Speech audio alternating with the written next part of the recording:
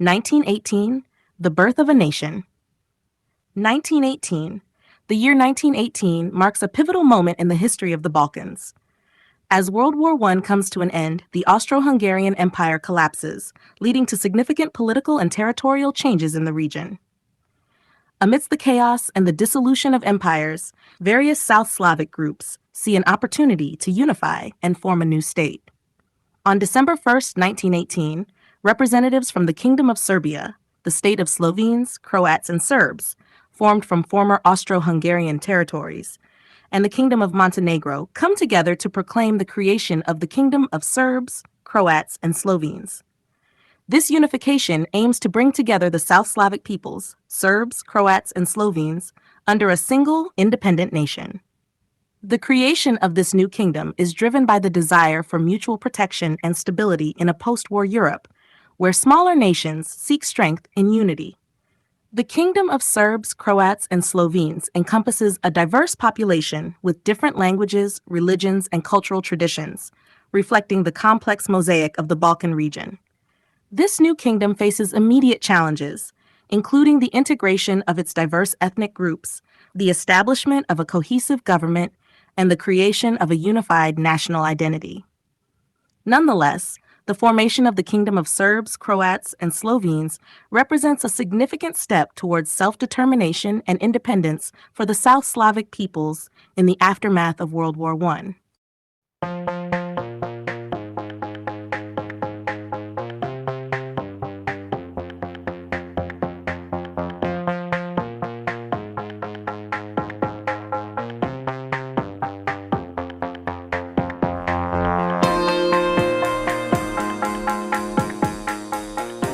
Special announcement. Before we get into today's video, I've got something incredible to share with you. Have you ever wanted to learn Hebrew? Now's your chance, and it's easier than ever. We're excited to offer you the opportunity to join our beginner Hebrew class, where you set your own budget. That's right, you choose how much you want to invest in your Hebrew learning journey, and we'll review your registration to make it work for you. And to make it even better, we're giving away 3 free introductory classes. No obligations, just a chance to explore the beauty of the Hebrew language. So why wait? Start your Hebrew adventure today and immerse yourself in a new language and culture. So we have which shorish represented in line 9? Baracha. Very good, barach. Click the link in the description to sign up now and begin your journey. Now, let's get back to the video. 1921. Constitutional Foundations and Early Challenges. 1921. 3 years after its formation, the Kingdom of Serbs, Croats, and Slovenes takes a crucial step towards solidifying its political structure by adopting a new constitution. This constitution, often referred to as the Vidovdan Constitution, is implemented on June 28, 1921. It establishes a parliamentary monarchy, creating a framework for governance that combines a constitutional monarchy with a parliamentary system.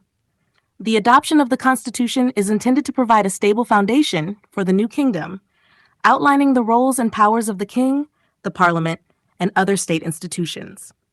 It aims to foster democratic principles and ensure a degree of representation for the diverse population within the kingdom. However, the implementation of the Constitution highlights the inherent challenges faced by the kingdom. The population is highly diverse, comprising various ethnicities, including Serbs, Croats, Slovenes, Bosniaks, Montenegrins, and others, as well as a range of religious groups such as Orthodox Christians, Roman Catholics, Muslims, and Jews. This diversity creates significant challenges in governance and unity. Ethnic and religious divisions lead to political tensions as different groups seek to protect their interests and cultural identities. The central government, dominated by Serbs, faces accusations of favoritism and centralization, which exacerbates regional and ethnic discontent. Efforts to create a cohesive national identity and equitable governance system are met with resistance and suspicion from various quarters.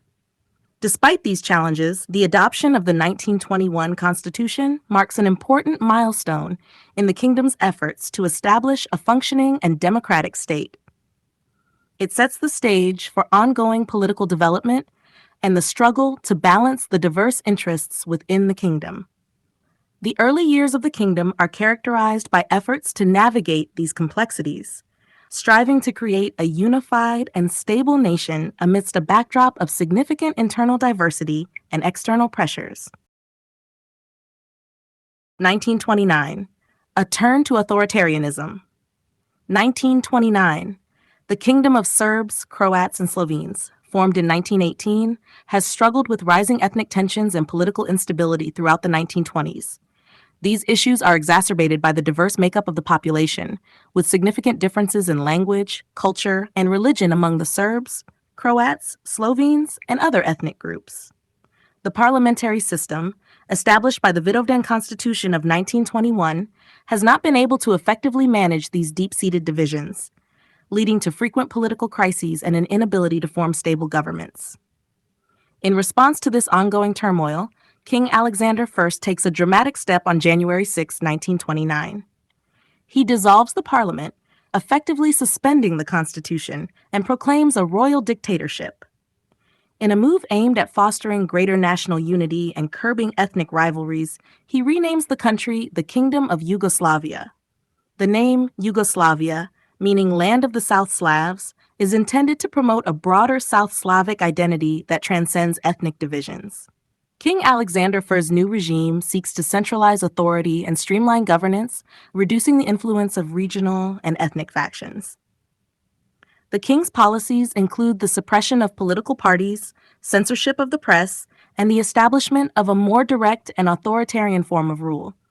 His administration enforces a policy of integral Yugoslavism, aiming to merge the distinct national identities into a single Yugoslav identity. However, these efforts to centralize power and suppress ethnic divisions face significant resistance. Many ethnic groups, particularly Croats and Slovenes, resent the loss of political autonomy and perceive the king's actions as Serbian domination. This resistance manifests in various forms, including political opposition, civil disobedience, and even acts of violence. The king's authoritarian measures create a tense and repressive political environment. While he succeeds in temporarily stabilizing the country by quelling immediate unrest, the underlying ethnic and political tensions remain unresolved. Instead, they are driven underground, where they continue to fester and grow. King Alexander I's regime represents a critical juncture in Yugoslavia's history, as it highlights the profound challenges of unifying a diverse nation through authoritarian means. His attempt to enforce unity through centralization and suppression sets the stage for future conflicts as the ethnic and political divisions within the country continue to shape its turbulent history. 1934. Assassination and rising turmoil. The Kingdom of Yugoslavia faces a dramatic and tragic turn of events on October 9, 1934, when King Alexander I is assassinated in Marseille, France. The assassination is carried out by a member of the Internal Macedonian Revolutionary Organization, IMRO, in collaboration with the Ustaše, a Croatian fascist organization. This shocking act of violence underscores the intense ethnic and political tensions that have plagued the kingdom since its formation. King Alexander I's death plunges Yugoslavia into further political turmoil. His efforts to centralize power and suppress ethnic divisions through a royal dictatorship have not succeeded in resolving the underlying issues. Instead, his assassination highlights the deep-seated animosities and the fragile nature of the state's unity. Following the king's death, his 11-year-old son, Peter II, ascends to the throne. Given Peter II's young age, a regency is established to govern the kingdom on his behalf. The regency is headed by his cousin, Prince Paul, along with 2 other regents. However, the regency faces significant challenges in maintaining stability and addressing the kingdom's internal divisions. The political landscape of Yugoslavia remains volatile. Ethnic tensions between Serbs, Croats, Slovenes, and other groups continue to simmer. The central government's attempts to impose a unified Yugoslav identity are met with resistance from various ethnic and political factions who seek greater autonomy and recognition of their distinct identities. Compounding the internal strife is the growing threat of external aggression. The 1930s are a period of rising nationalism and militarism in Europe, with neighboring countries like Italy and Hungary harboring territorial ambitions. The assassination of King Alexander I further destabilizes Yugoslavia at a time when the broader European context is becoming increasingly precarious. The Regency struggles to navigate these complex challenges. While efforts are made to stabilize the kingdom and promote unity, the underlying issues of ethnic division and political dissatisfaction remain unresolved. The young King Peter II, although a symbol of continuity, lacks the authority and experience to effectively lead the nation during this turbulent period. As Yugoslavia moves towards the late 1930s, the combination of internal divisions and external threats sets the stage for further turmoil. The kingdom's fragile political structure and the unresolved ethnic tensions within its borders make it increasingly vulnerable to the pressures and conflicts that will soon engulf Europe with the onset of World War II. 1941, Invasion and Resistance. 1941, the Kingdom of Yugoslavia, already grappling with internal divisions and external threats, faces a pivotal and devastating moment in its history. As World War II rages across Europe, the Axis set their sights on Yugoslavia. The country becomes a target due to its strategic location and the instability within its borders. On March 25, 1941, under immense pressure from Nazi Germany, the Yugoslav government signs the Tripartite Pact, aligning itself with the Axis powers. This decision is deeply unpopular among the Yugoslav population, leading to widespread protests and a military coup just 2 days later, on March 27th. The coup brings a new government to power, which seeks to distance itself from the Axis alignment. In response to the coup and the perceived betrayal, Adolf Hitler orders the invasion of Yugoslavia. On April 6, 1941, Axis forces, including German, Italian, Hungarian, and Bulgarian troops, launch a coordinated and overwhelming attack on Yugoslavia. The country is ill-prepared to defend itself against such a powerful invasion, and within weeks, Yugoslavia is quickly occupied and dismembered by the Axis powers. The invasion results in the division of Yugoslavia's territory among the occupying forces. Germany takes control of key regions, including Serbia and parts of Slovenia. Italy occupies parts of Slovenia, Croatia, and the Dalmatian coast. Hungary annexes areas in the north, while Bulgaria takes control of regions in the southeast. The independent state of Croatia, NDH, a puppet state aligned with the Axis, is established under the fascist Ustaše regime, leading to widespread persecution and atrocities. The brutal occupation and division of Yugoslavia ignite a fierce and multifaceted resistance movement. Two major factions emerge, both dedicated to fighting the occupiers, but differing significantly in their ideologies and goals. 1. The Chetniks. The Chetnik movement, led by Draža Mihailović, is primarily composed of royalist and nationalist Serbs. Their aim is to restore the Yugoslav monarchy and preserve Serbian interests.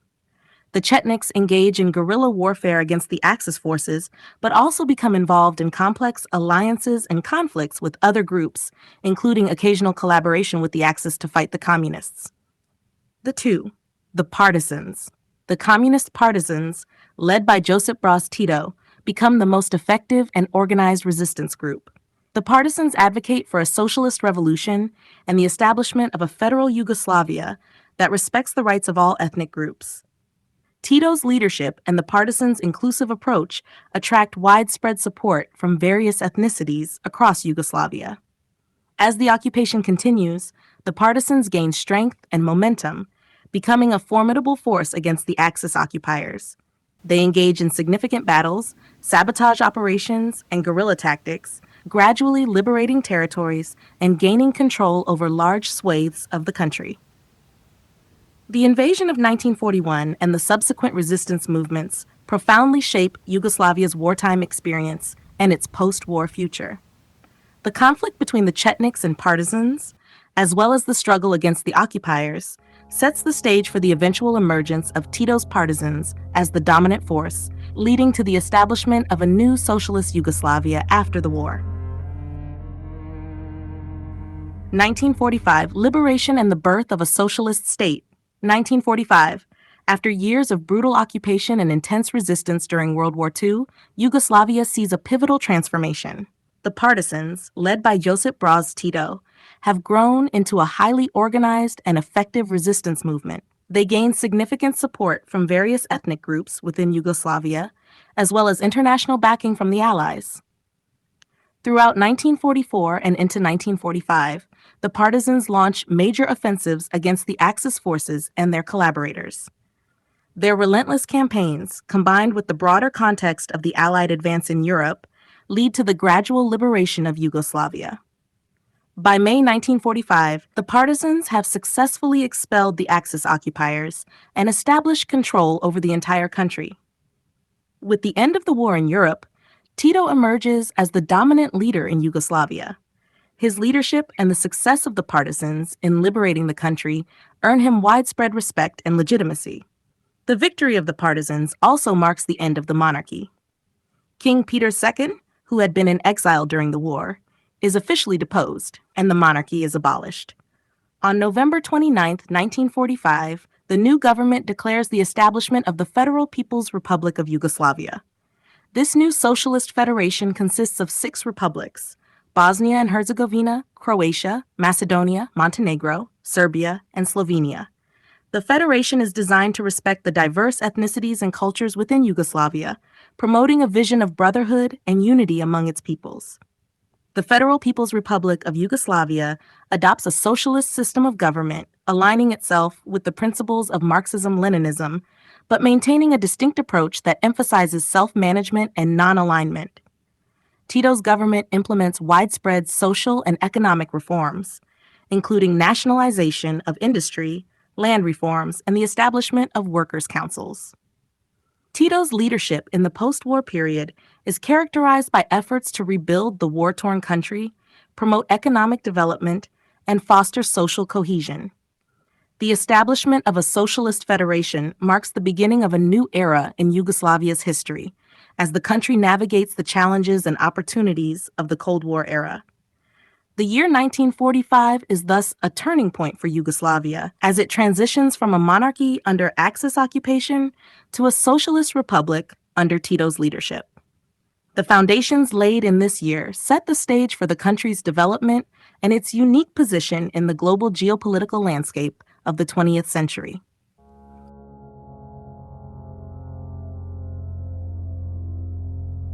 In 1946, establishing the Socialist Federal Republic. Stat 1946. Following the end of World War II and the liberation of Yugoslavia by the partisans, the country enters a new phase of political and social transformation. In 1946, the Federal People's Republic of Yugoslavia formally adopts a new constitution, solidifying its status as a socialist federal republic. This significant development marks the official establishment of a political structure designed to unite the diverse ethnic and regional identities within the country. The new Socialist Federal Republic is composed of 6 constituent republics: Bosnia and Herzegovina, Croatia, Macedonia, Montenegro, Serbia, Slovenia. Each republic has its own government and constitution, allowing for a degree of regional autonomy while maintaining unity under the federal system. The federal constitution guarantees equal rights and representation for all ethnic groups, aiming to foster cooperation and reduce tensions that have historically plagued the region. The 1946 Constitution enshrines the principles of Marxism-Leninism, emphasizing state ownership of the means of production, centralized economic planning, and the creation of a classless society. The government, led by Josip Broz Tito and the Communist Party of Yugoslavia, embarks on ambitious programs of nationalization, industrialization, and agrarian reform. Workers' councils are established in factories and enterprises, promoting self-management and worker participation in decision-making processes. The federal structure of Yugoslavia is designed to address the country's complex ethnic and cultural diversity. By granting each republic a measure of self-governance, the new constitution aims to mitigate ethnic tensions and promote a sense of shared identity and common purpose. The government also implements policies to improve education, healthcare, and social services, seeking to raise the standard of living and integrate the different regions more closely. On the international stage, Yugoslavia positions itself as a non-aligned socialist state, maintaining independence from both the Western capitalist bloc and the Eastern Soviet bloc. This non-aligned stance allows Yugoslavia to pursue its own path of socialism, characterized by Tito's unique approach to governance and economic management. The establishment of the Socialist Federal Republic of Yugoslavia in 1946 represents a bold experiment in building a multi-ethnic, socialist state. It sets the framework for the country's political and economic development in the following decades, as Yugoslavia navigates the challenges of the Cold War, internal political dynamics, and its role in the broader international community. This year marks the beginning of an era defined by efforts to create a unified yet diverse nation, rooted in socialist principles and a commitment to regional autonomy within a federal system.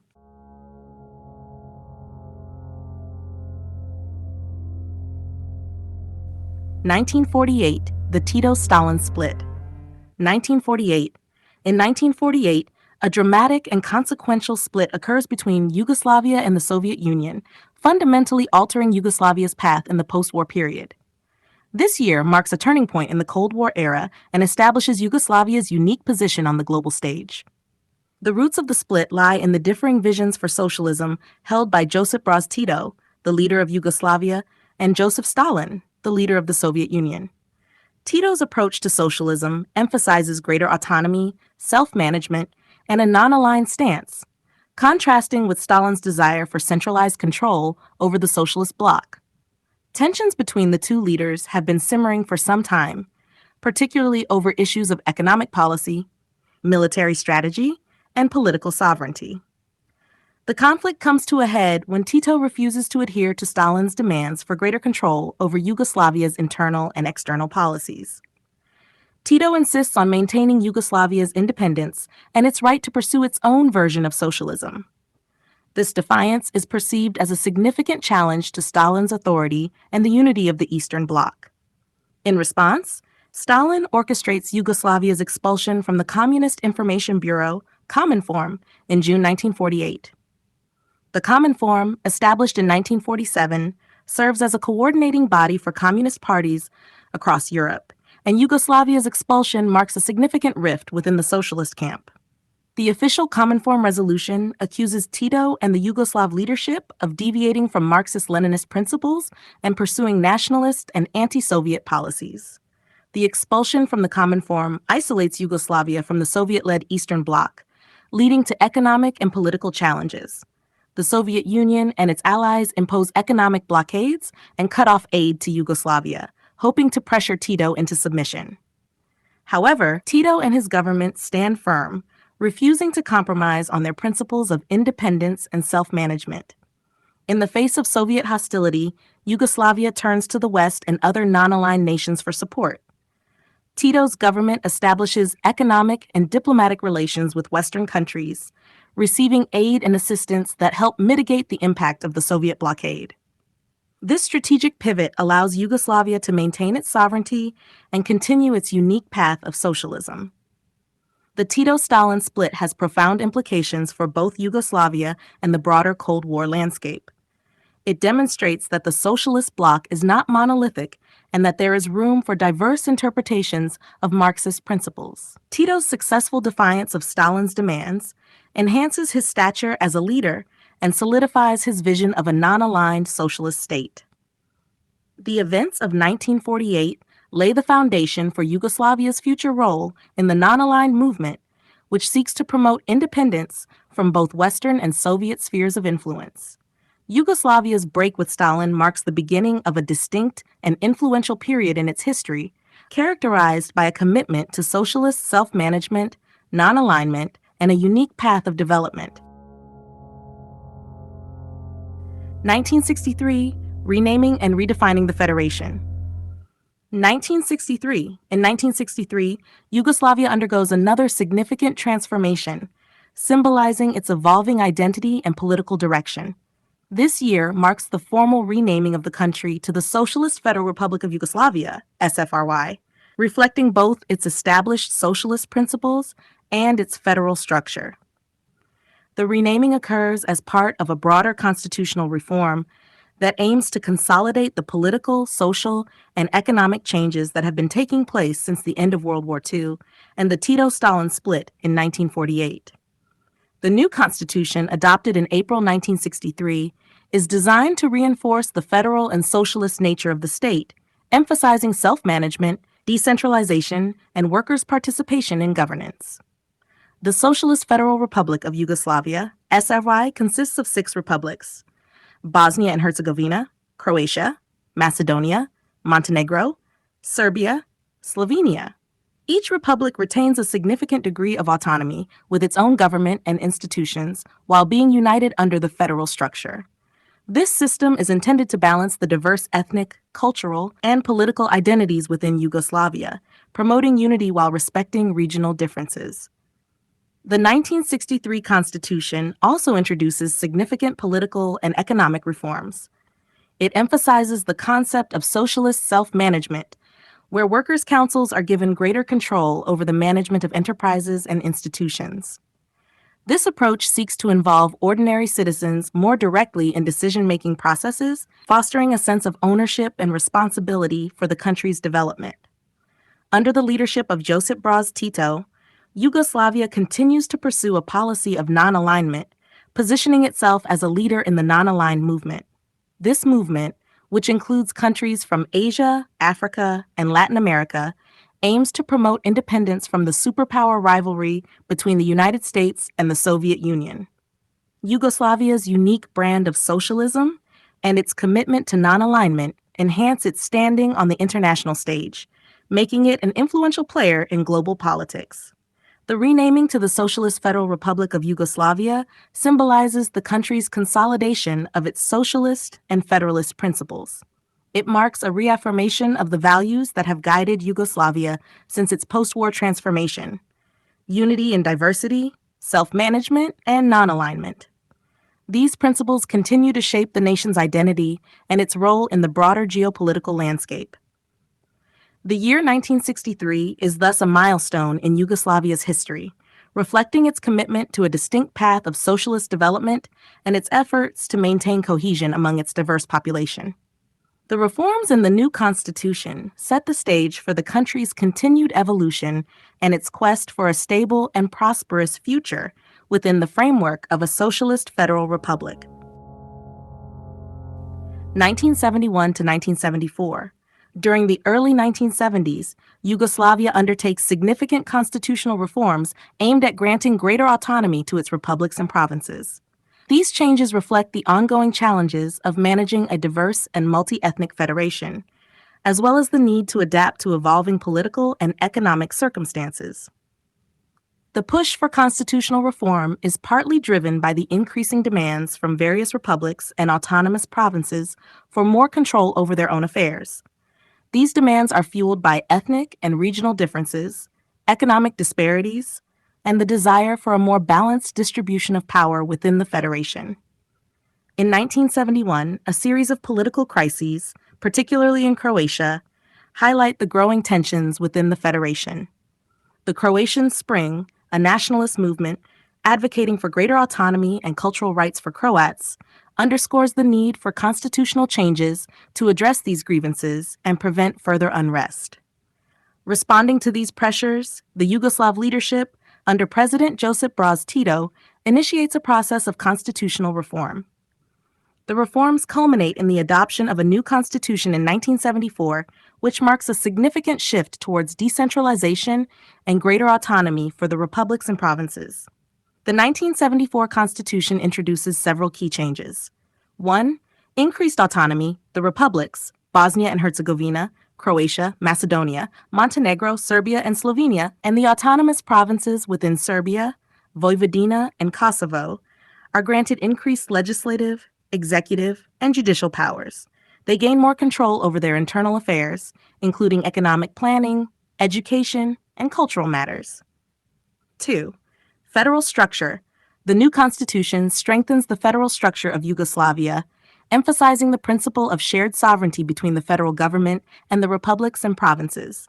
This arrangement is intended to ensure a more equitable distribution of power and resources. 3. Collective presidency. The Constitution establishes a collective presidency, comprising representatives from each republic and province. This body is designed to facilitate collective decision-making and balance the interests of the different regions. 4. Self-management. The reforms continue to promote the concept of socialist self-management, encouraging greater participation of workers in the management of enterprises and institutions. This approach is aimed at fostering economic efficiency and social cohesion. 5. Rights of nationalities. The Constitution affirms the rights of the various nationalities within Yugoslavia, aiming to protect their cultural and linguistic identities while promoting unity. The 1971 to 1974 constitutional reforms represent a significant effort to address the complex and diverse nature of Yugoslavia. By granting more autonomy to the republics and provinces, the reforms seek to create a more balanced and flexible federation that can better respond to the needs and aspirations of its diverse population. However, while the reforms temporarily alleviate some of the immediate tensions, they also set the stage for future challenges. The increased autonomy granted to the republics and provinces can lead to greater regionalism and competition for resources, which will have significant implications for the stability and cohesion of Yugoslavia in the years to come. Overall, the constitutional reforms of 1971 and 1974 are a crucial period in Yugoslavia's history, reflecting the ongoing struggle to balance unity and diversity within a complex federal system. These changes shape the political landscape of Yugoslavia, influencing its development and the dynamics of its internal and external relationships.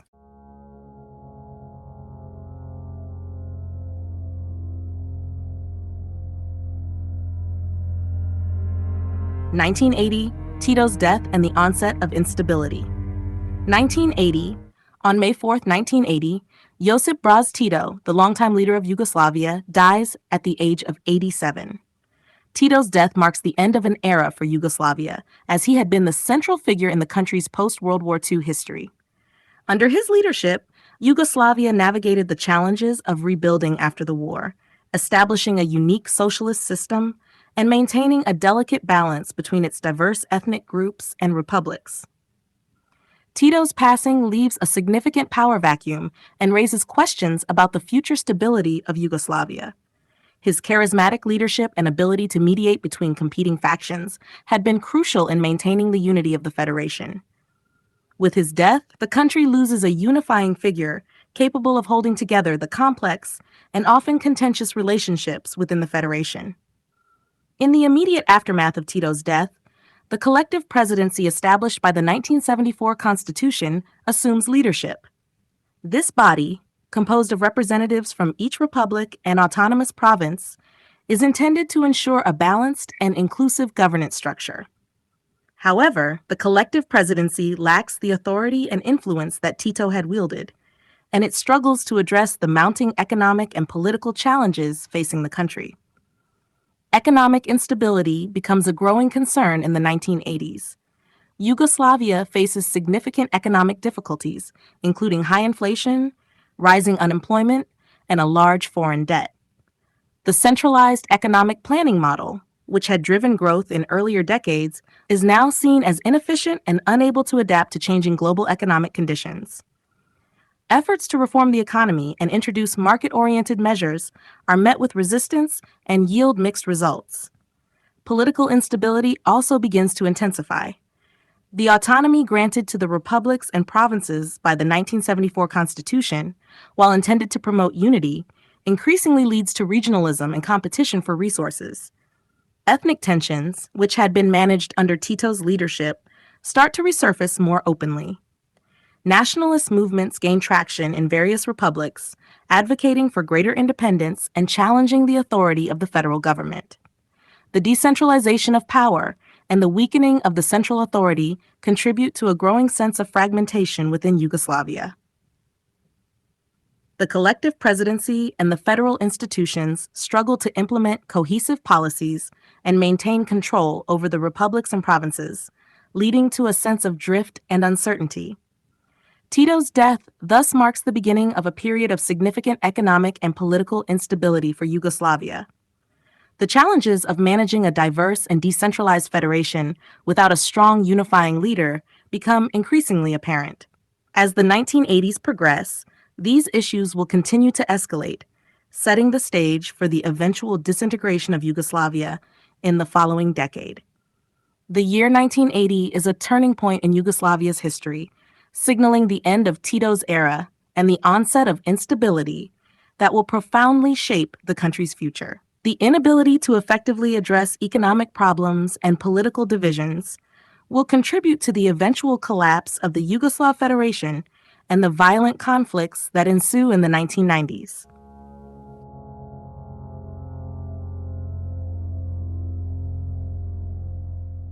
(1989) Rise of nationalist sentiments and Milosevic's ascendancy.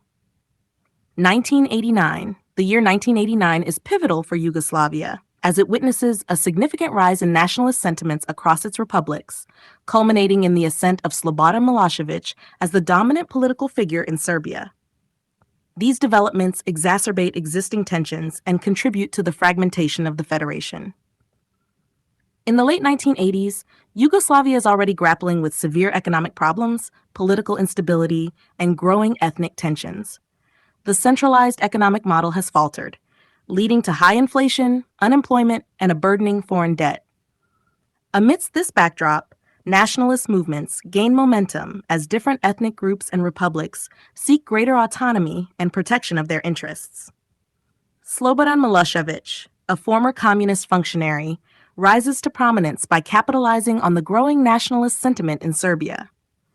Initially a party loyalist, Milosevic rapidly transforms into a nationalist leader, positioning himself as the defender of Serbian interests within the federation. He leverages the dissatisfaction and fears of the Serbian population, particularly in relation to the autonomy of Kosovo and the perceived marginalization of Serbs. Milosevic's rise to power is marked by several key events.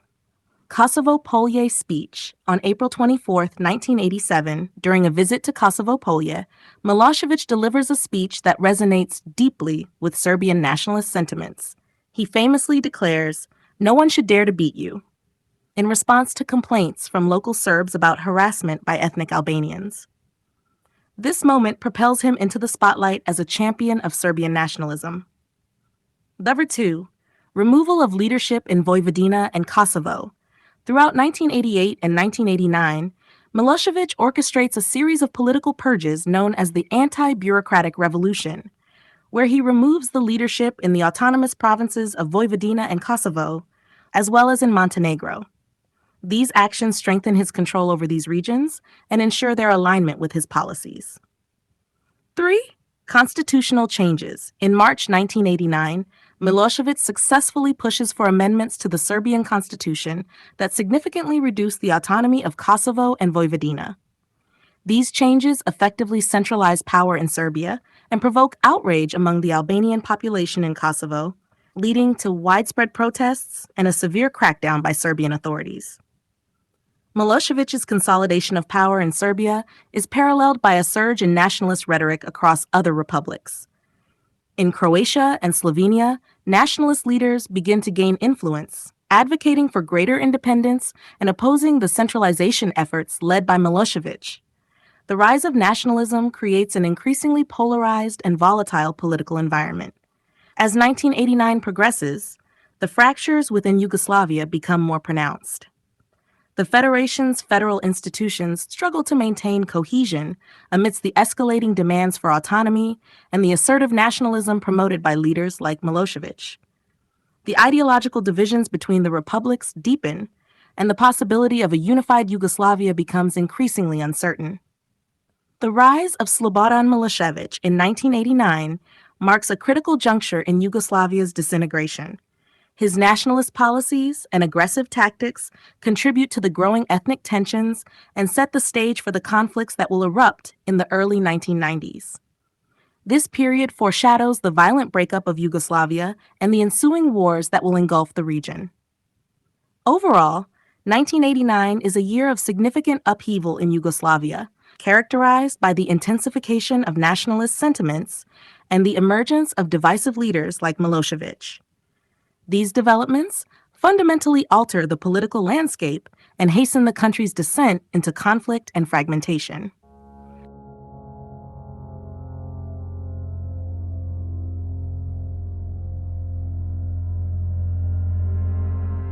(1991) declarations of independence, and the outbreak of the Yugoslav Wars. 1991. The year 1991 marks a critical turning point in the history of Yugoslavia, as the republics of Slovenia and Croatia declare their independence, leading to the onset of the Yugoslav Wars. These events signal the beginning of the violent breakup of the Yugoslav Federation and a period of intense conflict and upheaval in the Balkans. Slovenia and Croatia declare independence. On June 25, 1991, Slovenia and Croatia simultaneously declare their independence from Yugoslavia, following overwhelming support in referendums held earlier that year. The declarations are driven by growing nationalist movements and a desire for self-determination in the face of increasing centralization efforts by the Serbian-dominated federal government under Slobodan Milošević. 1. Slovenia. Slovenia, the most economically advanced and ethnically homogeneous republic, has been pushing for greater autonomy and economic reforms. The Slovenian leadership, led by Milan Kučan, is determined to break away from what they perceive as a dysfunctional and authoritarian Yugoslav state. The Declaration of Independence is met with immediate resistance from the Yugoslav People's Army, JNA, which attempts to assert federal control over Slovenia. To 10-Day War. The conflict between Slovenia and the JNA, known as the 10-Day War, begins on June 27, 1991. The Slovenian Territorial Defense Forces, highly motivated and well-prepared, successfully resist the JNA's efforts to regain control. The war results in relatively few casualties and ends with the Brioni Agreement on July 7, 1991, which temporarily suspends the independence declarations and allows for further negotiations. 3. Croatia. Croatia's path to independence is more contentious and violent. The Croatian leadership, led by Franjo Tudman, faces significant opposition from the Serb minority within Croatia, who fear discrimination and loss of their rights in an independent Croatian state. The Serb-populated regions of Croatia, with support from Belgrade and the JNA, declare their own autonomous regions and reject Croatian authority. 4. War in Croatia. The conflict escalates into a full-scale war as the JNA and Serb paramilitary forces launch attacks against Croatian forces and civilian targets. Major battles occur in cities like Vukovar, which endures a brutal siege, and Dubrovnik, which suffers heavy shelling. The war results in significant loss of life, widespread destruction, and a humanitarian crisis, with hundreds of thousands of people displaced. International response. The international community is initially slow to respond to the unfolding crisis.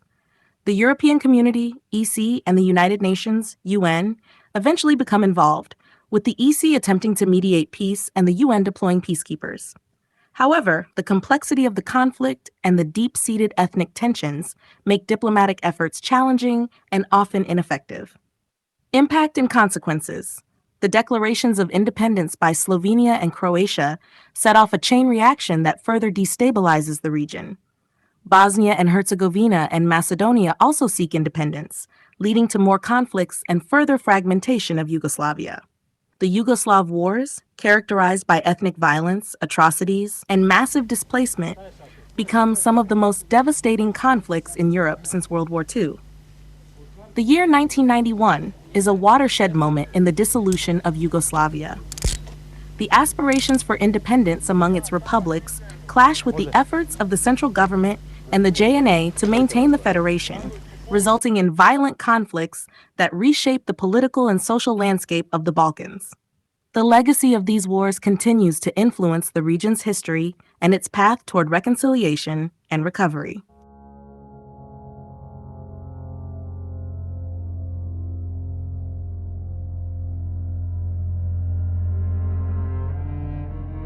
(1992) Bosnia and Herzegovina declares independence. War escalates. 1992. The year 1992 marks a further escalation in the Yugoslav Wars, as Bosnia and Herzegovina declares its independence, leading to one of the most complex and brutal conflicts in the region.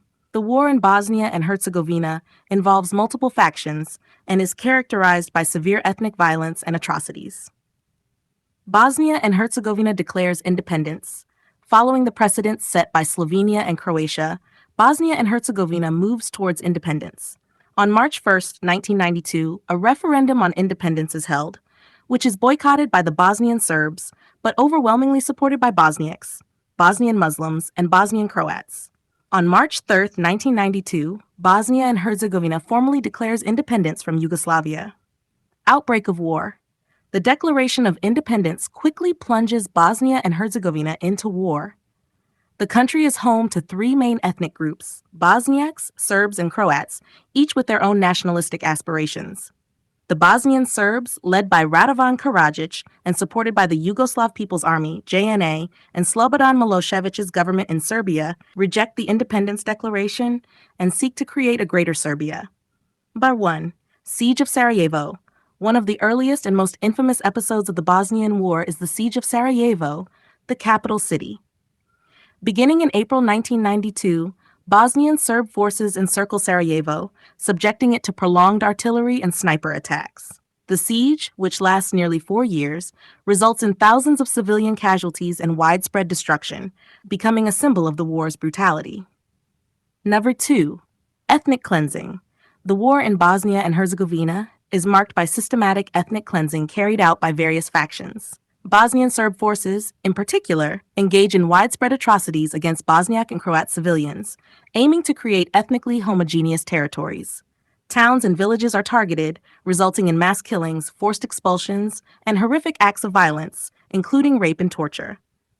3. Concentration camps. Reports emerge of concentration camps operated by Bosnian Serb forces, where non-Serb civilians are detained under inhumane conditions. The discovery of camps such as Omarska and Trnopolje shocks the international community and highlights the severe human rights abuses occurring in the region. 4. International involvement. The international response to the Bosnian War initially remains limited, but as the conflict intensifies, the United Nations, UN, and NATO become increasingly involved. The UN imposes economic sanctions on Serbia and Montenegro and establishes no-fly zones over Bosnia and Herzegovina. However, efforts to broker peace are often hampered by the complex and shifting alliances among the warring parties. 5. Humanitarian crisis. The war leads to a massive humanitarian crisis, with millions of people displaced from their homes. Refugees flee to other parts of Bosnia and Herzegovina, neighboring countries, and beyond. The International Red Cross and various humanitarian organizations struggle to provide aid amid the ongoing violence. Vance-Owen Peace Plan. In an attempt to end the conflict, international mediators Cyrus Vance and Lord David Owen proposed the Vance-Owen Peace Plan in January 1993. The plan suggests dividing Bosnia and Herzegovina into 10 autonomous provinces based on ethnic lines.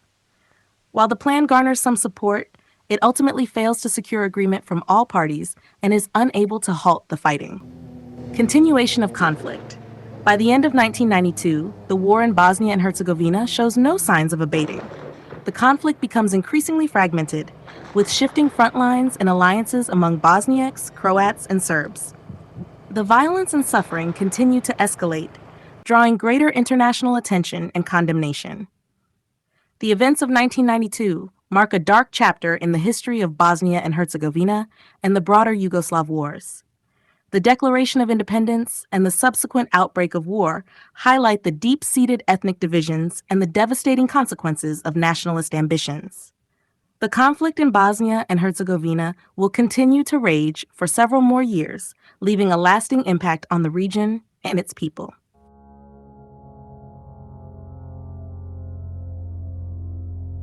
(1992) Formation of the Federal Republic of Yugoslavia, FRY.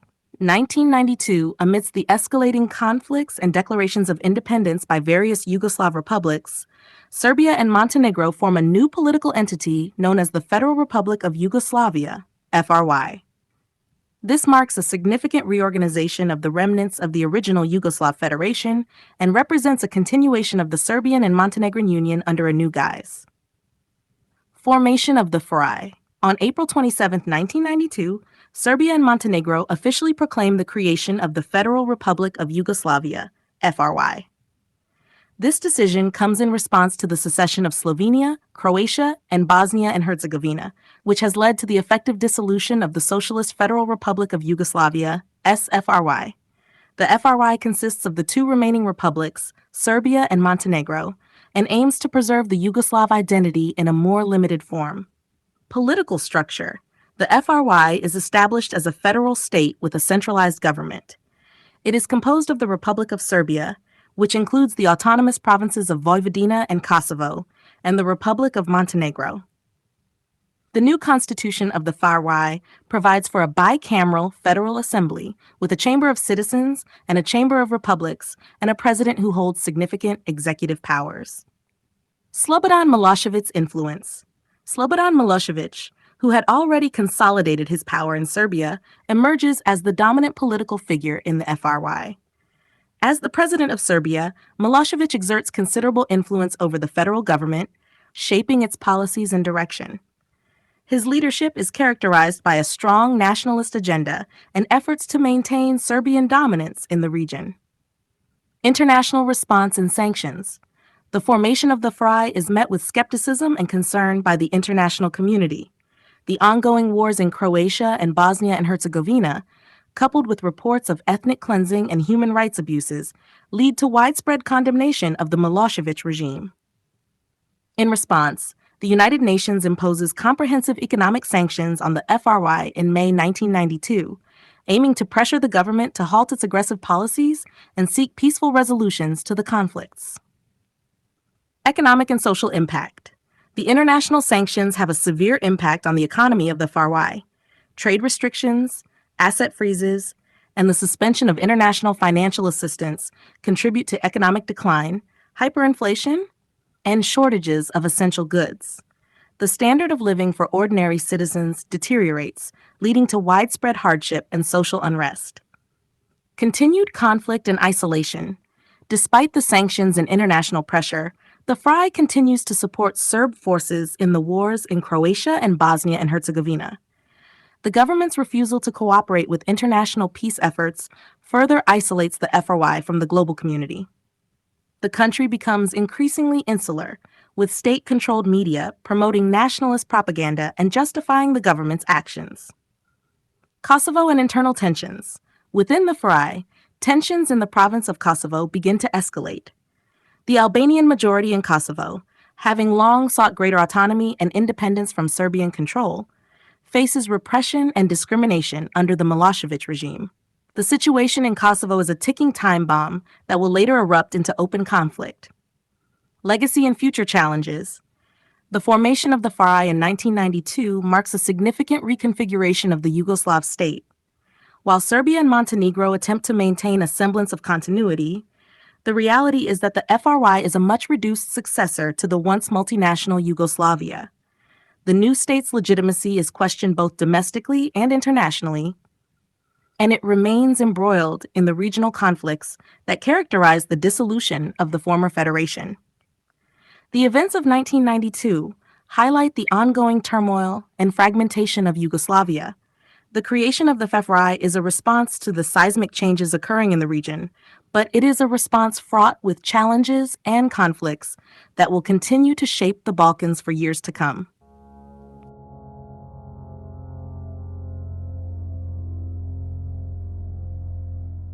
In 1995, the Dayton Agreement ends the Bosnian War. In 1995, after nearly 4 years of brutal conflict, the Bosnian War comes to an end with the signing of the Dayton Agreement. This peace accord, brokered by international mediators, marks a significant turning point in the history of Bosnia and Herzegovina and the broader Balkans region, bringing an end to one of the most devastating conflicts in post-World War II Europe. Context and background. The Bosnian War, which began in 1992 following Bosnia and Herzegovina's declaration of independence, involves complex and brutal fighting between Bosniaks, Bosnian Muslims, Croats, and Serbs. The war is marked by widespread atrocities, including ethnic cleansing, mass killings, and the horrific genocide at Srebrenica, where over 8,000 Bosniak men and boys are killed by Bosnian Serb forces in July 1995. As the war drags on, the international community becomes increasingly determined to find a resolution. The humanitarian crisis, media coverage of atrocities, and the destabilizing effects of the conflict on Europe lead to greater international involvement.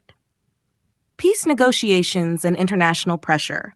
Throughout 1995, intense diplomatic efforts are made to bring the warring parties to the negotiating table. The United States, under the leadership of President Bill Clinton, plays a crucial role in facilitating these efforts, along with the European Union and the United Nations. Richard Holbrooke, the U.S. Assistant Secretary of State for European and Eurasian Affairs, is a key figure in the peace negotiations, employing a strategy of shuttle diplomacy to negotiate between the factions. NATO intervention. In response to continued fighting and atrocities, NATO launches a series of airstrikes against Bosnian Serb positions in August and September 1995, significantly weakening their military capabilities. This intervention, known as Operation Deliberate Force, pressures the Bosnian Serb leadership to consider a negotiated settlement. Dayton Peace Talks. The peace talks take place at Wright-Patterson Air Force Base near Dayton, Ohio, from November 1st to November 21st, 1995. The principal negotiators are the leaders of Bosnia and Herzegovina, Croatia, and Serbia, Alija Izetbegović, Franjo Tudman, and Slobodan Milošević, respectively. Under intense international pressure and after challenging negotiations, the parties reach an agreement. Dayton Agreement Provisions. The Dayton Agreement, formerly known as the General Framework Agreement for Peace in Bosnia and Herzegovina, is signed on December 14, 1995, in Paris. Key provisions of the agreement include 1. Territorial division. Bosnia and Herzegovina is recognized as a single sovereign state composed of two entities, the Federation of Bosnia and Herzegovina, comprising mainly Bosniaks and Croats, and the Republika Srpska, comprising mainly Serbs. The country's territory is divided roughly along the lines of the existing front lines, with 51% allocated to the Federation and 49% to Republika Srpska. 2. Political structure. A complex political structure is established to govern the country, including a rotating presidency, a bicameral parliament, and a constitutional court. This structure aims to balance the interests of the three main ethnic groups while maintaining the sovereignty and territorial integrity of Bosnia and Herzegovina. 3. Human rights and refugees. The agreement includes provisions for the protection of human rights and the return of refugees and displaced persons. An international peacekeeping force, initially led by NATO and later by the European Union, is deployed to ensure compliance with the agreement and maintain security. 4. International oversight. The agreement establishes the Office of the High Representative, OHR, to oversee the implementation of the peace settlement and to coordinate international assistance. The High Representative has significant powers to intervene in the country's political process to enforce the terms of the agreement. Impact and consequences. The Dayton Agreement successfully ends the active fighting in Bosnia and Herzegovina, bringing a measure of stability to the region. However, the peace is fragile, and the complex political structure created by the agreement often leads to gridlock and inefficiency in governance. Ethnic divisions remain deeply entrenched, and the process of reconciliation and rebuilding is slow and challenging. The end of the Bosnian War marks a significant moment in the dissolution of Yugoslavia, highlighting the devastating consequences of ethnic nationalism and the challenges of post-conflict recovery. The Dayton Agreement, while imperfect, represents a critical step toward peace and stability in the Balkans, laying the groundwork for future efforts to rebuild and reconcile a war-torn region.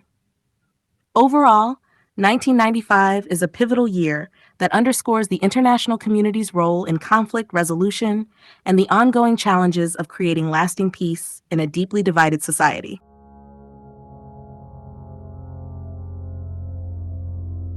Our mission is clear: to demonstrate the seriousness of NATO's purpose so that the Serbian leaders understand the imperative of reversing course, to deter an even bloodier offensive against innocent civilians in Kosovo, and if necessary, to seriously damage the Serbian military's capacity to harm the people of Kosovo. 1999, NATO intervention in Kosovo and UN administration. 1999, the year 1999 is marked by significant international intervention in the Kosovo conflict, leading to NATO's military involvement and the establishment of Kosovo under United Nations administration. These events signal a decisive shift in the conflict dynamics in the Balkans and have long-lasting implications for regional stability and international relations. Background to the conflict. The Kosovo conflict, which has been simmering since the early 1990s, reaches a critical point in 1999. Kosovo, a province of Serbia with a predominantly ethnic Albanian population, has been the site of increasing tensions and violence. The ethnic Albanians, led by the Kosovo Liberation Army, KLA, seek independence from Serbian rule, while the government of Slobodan Milošević in Belgrade is determined to maintain control over the province. Escalation of violence. Throughout 1998, violence escalates between Serbian security forces and the KLA. The conflict results in widespread atrocities, including massacres and the forced displacement of ethnic Albanians. Reports of human rights abuses and the growing humanitarian crisis draw international condemnation and calls for intervention. Failed peace efforts. Despite international efforts to mediate, including the Rambouillet talks in early 1999, no agreement is reached. The negotiations, held in France, aim to secure an autonomous status for Kosovo within Yugoslavia, but the parties remain deadlocked. The failure of the peace talks leads to further escalation on the ground. NATO intervention. In response to the deteriorating situation and the humanitarian crisis, NATO launches Operation Allied Force on March 24, 1999. The operation consists of an extensive bombing campaign against military targets in Serbia and Kosovo. This intervention, led by the United States, marks NATO's first major military action against a sovereign state without UN Security Council authorization, justified on humanitarian grounds. 1. Aims of the bombing campaign. NATO's objectives are to halt the violence against ethnic Albanians in Kosovo, force Serbian troops to withdraw from the province, and ensure the return of refugees. The bombing campaign targets military infrastructure, government buildings, and other strategic sites across Serbia and Kosovo. 2. Impact on Serbia. The bombing causes significant damage to Serbia's infrastructure and military capabilities. While the campaign faces criticism for civilian casualties and the destruction of civilian infrastructure, it also puts immense pressure on Milošević's regime. 3. Diplomatic pressure and resolution. As the bombing continues, diplomatic efforts intensify. Russia, traditionally an ally of Serbia, plays a crucial role in brokering a peace deal. On June 3, 1999, Milošević agrees to a military technical agreement, effectively ending the conflict. The agreement includes the withdrawal of Serbian forces from Kosovo and the deployment of an international peacekeeping force. UN Administration and Resolution 1244. Following the cessation of hostilities, the United Nations Security Council adopts Resolution 1244 on June 10, 1999. This resolution places Kosovo under interim UN administration and authorizes the establishment of the United Nations Interim Administration Mission in Kosovo, UNMIK. 1. UNMIK's mandate. UNMIK is tasked with overseeing the administration of Kosovo, ensuring security and stability, facilitating the return of refugees and displaced persons, and laying the groundwork for eventual self-government. The mission involves various international organizations, including NATO's Kosovo Force, KAR, the European Union, and the Organization for Security and Cooperation in Europe, OSCE. 2. Kosovo's governance. Under UNMIK, Kosovo begins a process of rebuilding and establishing provisional institutions of self-government. The international community provides significant humanitarian aid and assistance in reconstruction efforts. Humanitarian and political outcomes. The intervention and subsequent UN administration bring an end to the large-scale violence and atrocities in Kosovo. Hundreds of thousands of ethnic Albanian refugees return to their homes, and efforts to rebuild the war-torn province commence. However, the intervention also leaves a legacy of strained relations between NATO and Russia, as well as ongoing tensions between Kosovo and Serbia. Long-term implications. The events of 1999 set the stage for Kosovo's future political status. While Kosovo remains a disputed territory, it declares independence from Serbia in 2008, a move recognized by many countries, but not by Serbia or several other nations. The NATO intervention and the UN administration highlight the complexities of humanitarian intervention and the challenges of post-conflict reconstruction. The year 1999 is a decisive moment in the Kosovo conflict, illustrating the international community's response to humanitarian crises and the use of military force to prevent atrocities. The intervention and the establishment of UN administration mark a significant chapter in the efforts to bring stability to the Balkans and address the consequences of ethnic conflict.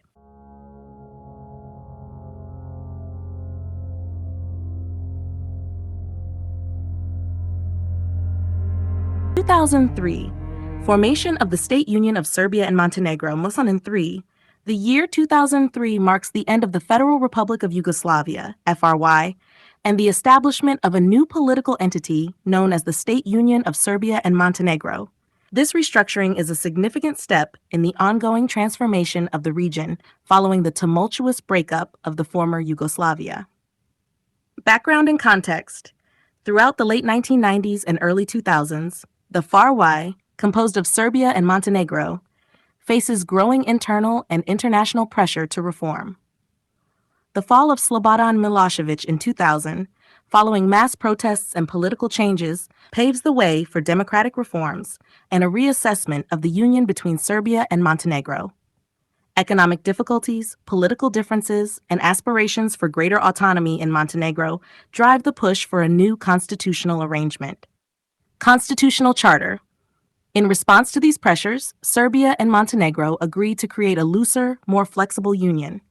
On February 4, 2003, the Federal Assembly of Yugoslavia adopts the Constitutional Charter, officially transforming the FARY into the State Union of Serbia and Montenegro. The new state structure aims to address the distinct needs and aspirations of both republics while maintaining a level of cooperation and unity.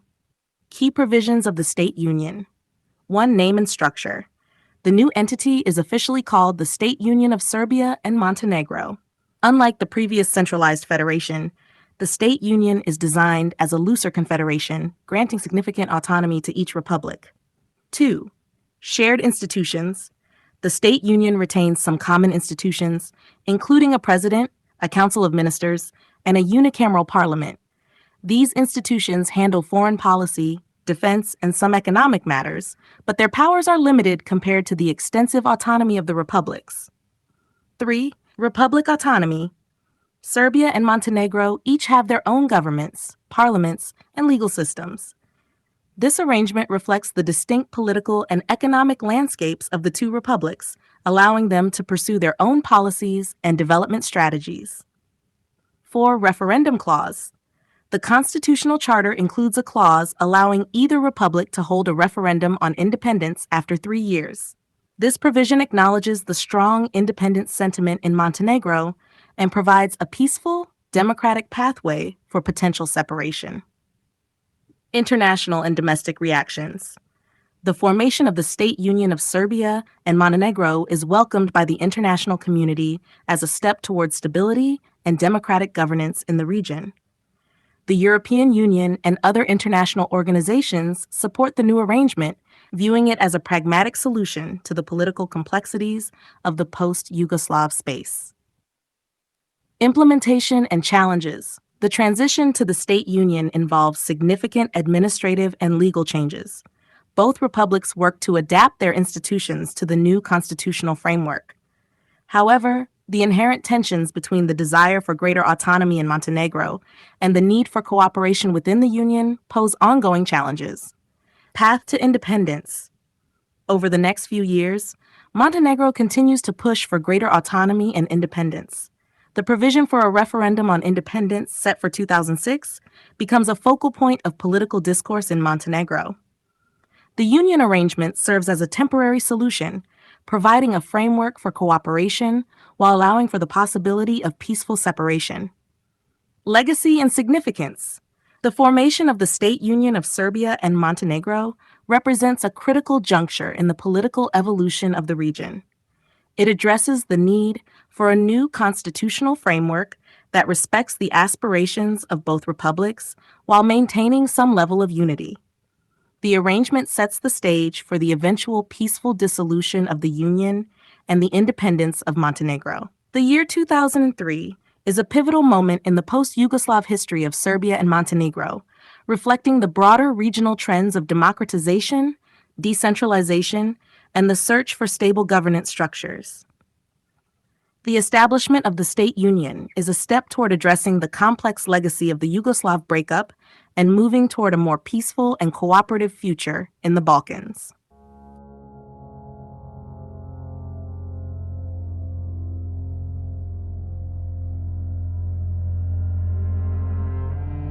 In 2006, Montenegro votes for independence, dissolving the union with Serbia. 2006.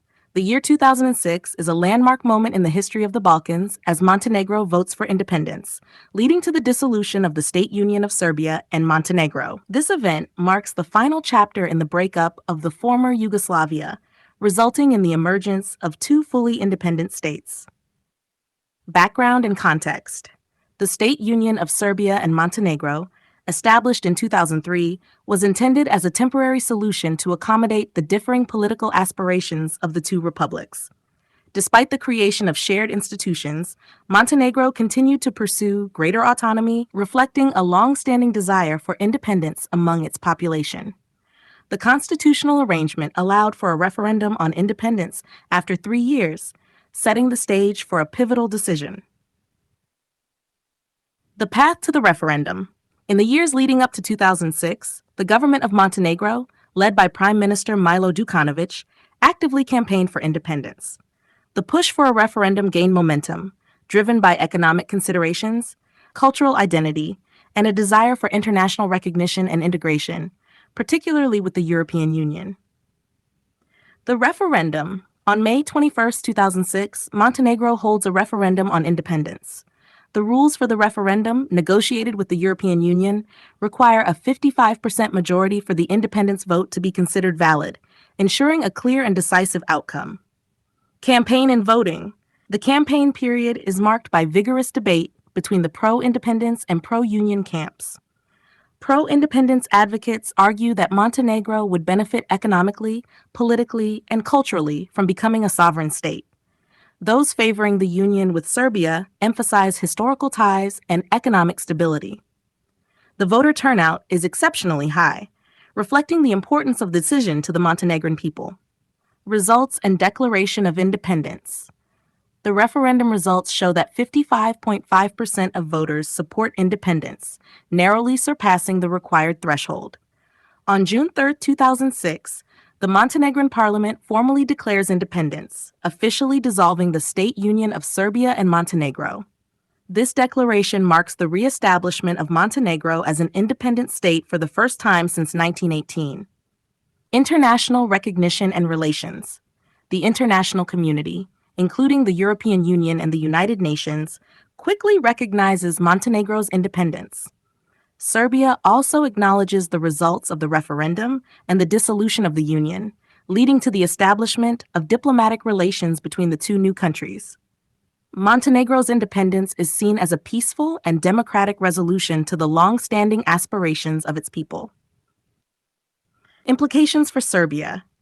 The dissolution of the state union leaves Serbia as the successor state, continuing as an independent country with Belgrade as its capital.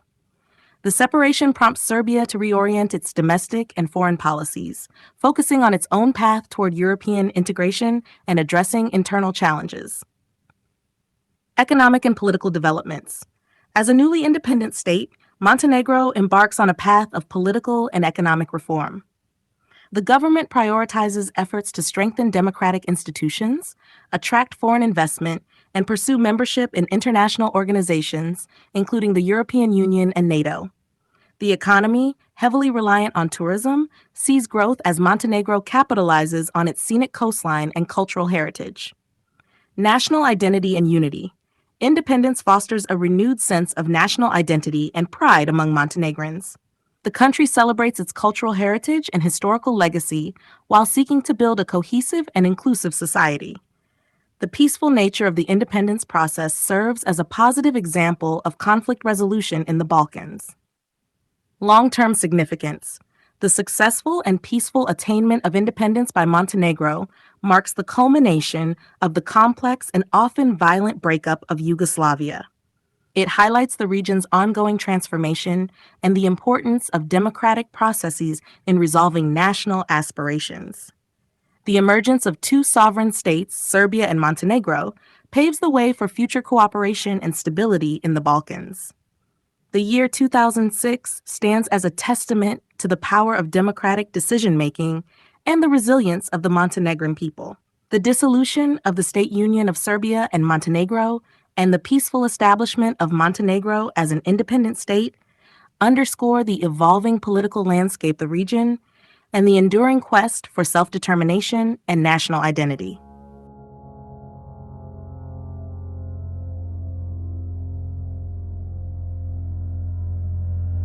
In 2008, Kosovo declares independence from Serbia. 2008, on February 17, 2008, Kosovo declares independence from Serbia, a historic and highly contentious event that reshapes the political landscape of the Balkans. This declaration of independence is met with mixed reactions globally, with some countries recognizing Kosovo as a sovereign state, while others refuse to do so, leading to ongoing diplomatic challenges and regional tensions. Background and context. The roots of Kosovo's quest for independence lie in its complex history and the violent conflicts of the 1990s. Kosovo, an autonomous province within Serbia, has a predominantly ethnic Albanian population that has long sought greater autonomy or independence from Serbian rule. The Kosovo War, 1998 to 1999, and the subsequent NATO intervention culminate in the establishment of a United Nations administration in Kosovo, UNIK, under UN Security Council Resolution 1244. Post-war governance and tensions. Following the war, Kosovo is administered by the UN, with NATO's Kosovo Force, KFOR, providing security. Despite the international presence, tensions between the ethnic Albanian majority and the Serb minority remain high. The desire for independence among Kosovar Albanians grows, fueled by a sense of national identity and frustration with the status quo. Path to declaration. By the mid-2000s, it becomes clear that a permanent solution to Kosovo's status is needed. Diplomatic efforts to reach a negotiated settlement between Kosovo and Serbia fail, with Serbia insisting on retaining sovereignty over Kosovo while offering substantial autonomy, and Kosovo's leadership demanding full independence. The Declaration of Independence. On February 17, 2008, the Kosovo Assembly unilaterally declares independence from Serbia. The declaration is made in the capital, Pristina, by Kosovo's Prime Minister Hashim Thaçi, President Fatmir Sejdiu, and other political leaders. The text of the declaration emphasizes Kosovo's commitment to democracy, peace, and cooperation with its neighbors. International reactions. 1. Support for independence.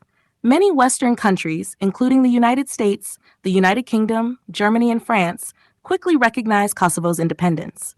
These countries argue that Kosovo's independence is a unique case, justified by the need to ensure stability and peace in the region after the atrocities committed during the Kosovo War.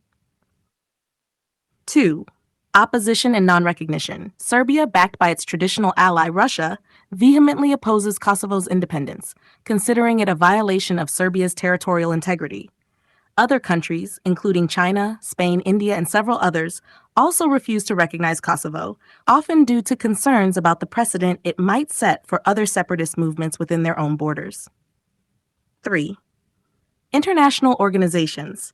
Kosovo's path to membership in international organizations is complicated. While it gains recognition from a significant number of UN member states, it is not admitted to the United Nations due to the veto power of Russia and China in the Security Council. Kosovo does, however, join institutions such as the International Monetary Fund, IMF, and the World Bank. Domestic impact and developments. In the wake of the declaration, Kosovo works to establish the institutions of a sovereign state. The new government focuses on building a democratic framework, developing the economy, and securing international recognition and support. The EU deploys the European Union Rule of Law Mission in Kosovo, EULEX, to assist in building judicial and law enforcement institutions. Serbia's response. Serbia categorically rejects Kosovo's independence and continues to consider Kosovo as a part of its sovereign territory. Belgrade pursues a dual strategy of diplomatic efforts to block Kosovo's international recognition and practical measures to support the Serbian minority in Kosovo, particularly in the northern region, where Serbs form the majority. Long-term implications. Kosovo's declaration of independence has significant implications for regional stability and international law. The mixed international recognition creates a complex and often contentious diplomatic landscape. Kosovo's status remains a sensitive issue in international relations, influencing the policies of numerous countries and international bodies. Ongoing dialogue. Despite the initial tension, Kosovo and Serbia eventually engage in EU-facilitated dialogue aimed at normalizing relations. While progress is slow and often fraught with setbacks, these talks represent an essential step toward finding a sustainable resolution to their disputes and enhancing regional stability. Legacy. The events of 2008 mark a pivotal moment in the history of the Balkans, highlighting the enduring challenges of nation-building and self-determination in a region scarred by ethnic conflict. Kosovo's independence underscores the complexities of international diplomacy and the balancing act between respect for territorial integrity and the right to self-determination. The Declaration of Independence by Kosovo is a defining moment that continues to influence the geopolitics of the Balkans and the broader international community. It symbolizes both the aspirations of the Kosovar people for self-rule and the intricate web of diplomatic, legal, and political challenges that accompany such a profound change in national status.